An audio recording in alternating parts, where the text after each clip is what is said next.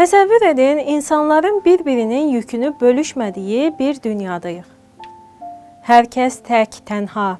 Hər kəs öz ağrısının içində itib batıb. Hardansa bir səs ucalır səmaya, bir yardım harayı. Amma eşidən yoxdur. Belə bir dünyada yaşamaq mümkündürmü? Belə dünyanı təsəvvür etmək belə, insanın içində dərin bir boşluq yaradır. Çünki insan təkliyə məhkum deyil və bu dünyada tənha qalmaq üçün var olmayıb. O, yaradıldığı gündən bəri bir icma halında yaşayıb. Birgə yaşayış insanlığın həyat tərzinə çevrilib. Kəlmələrin sehrində xoş gördük sizlərə, əziz izləyicilər. Bugün sizlərlə insanı insana bağlayan, cəmiyyəti ayaqda saxlayan, millətləri tarix səhnəsindən silinməyə qoymayan bir anlayışdan, həmrəylikdən bəhs edəcəyik. Həmrəylik sözü həm birlikdə, rəy, düşüncə, mövqe, qərar anlayışlarının qovuşmasından yaranıb. Əslində həmrəylik eyni cür düşünməkdən daha çox, eyni taleyə birgə şəkildə biganə qalmamaqdır.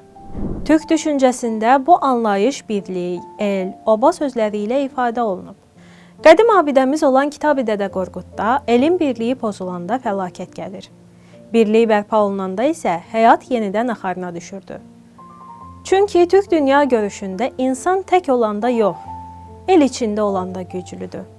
Həmrəylik təkcə eyni fikirdə olmaq deyil, fərqli olsaq belə bir-birimizi qorumaqdır.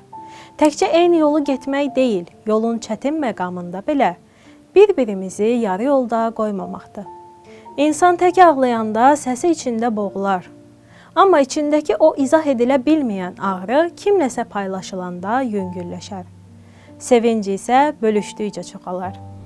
Həmrəylik insanın çiyinlərinə yığılan ağır yükü azaltmaq, onu paylaşmaq və sevincini artırmaqdır.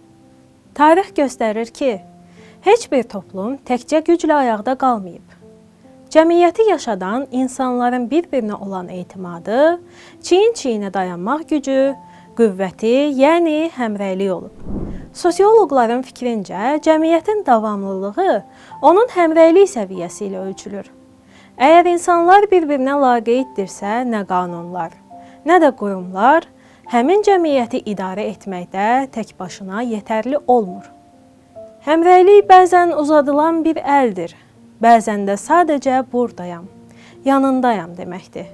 Bugünkü dünyada ən çox itirdiyimiz dəyərlərdən biri də məhz budur. Bir-birimizi görmək, bir-birimizi duymaq, bir-birimizin yanında ola bilmək. Unutmayaq, həmrəylik olmayan yerdə insanlıq taqətdən düşər.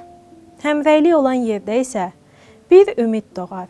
O ümidlə həyata boylanan gələcək çiçək açar. İnsanı insan edən onun cəmiyyətin digər üzvləri ilə ortaq dəyərlərə sahib olmasıdır. Amma bəzən bu da kifayət etmir. Səninlə eyni dəyərləri bölüşən başqa birinin varlığına sahib çıxmaq duyğun, özünü biruzə verdikdə həqiqi həmrəyliyi anlayırsan. Biz bir xalq olaraq tarix boyunca dəfələrlə həmrəy ola bilmişik. Bunun ən bariz nümunəsini isə indiki nəsil 2020-ci ildə öz gözləri ilə gördü. Bütün ölkə, bütün xalq, dünyanın dörd bir yanına səpələnmiş, böyük ailəmizin üzvləri yumruq tək həmrəy olub eyni məqsəd, eyni amal uğrunda birləşdi. Vətən üçün, ana üçün, ortaq dəyərlərimiz üçün. Arzum budur ki, cəmiyyətin bir üzvü kimi bizlər başqasının dərdini anlayaq. Lazım gəldikdə həmrəy olaq. Həmrəylik gücümüzü heç bir zaman itirməyək. Kəlmələrin sehrində qalın.